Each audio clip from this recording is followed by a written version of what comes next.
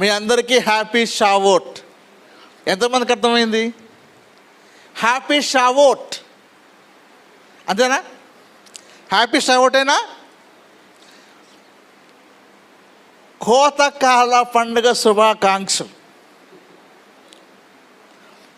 Hebrew భాషలో happy షావోట్ అంటారు. So already దేవుడు ఇశ్రాయేలు ప్రజలకు 7 పండుగలు ఇచ్చాడు కదండి.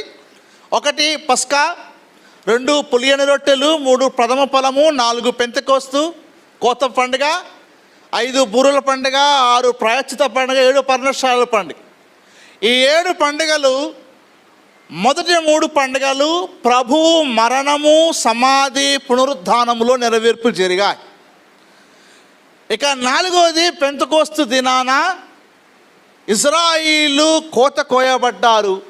వారందరూ పరిశుద్ధాత్మను పొందుకొని వారందరూ రక్షింపబడి, ఎవరైతే కోత కోయబడిన వారు క్రీస్తు శకము 70వ సంవత్సరాన టైటస్ చక్రవర్తి చేత ఊచకోత కోయబడ్డారు.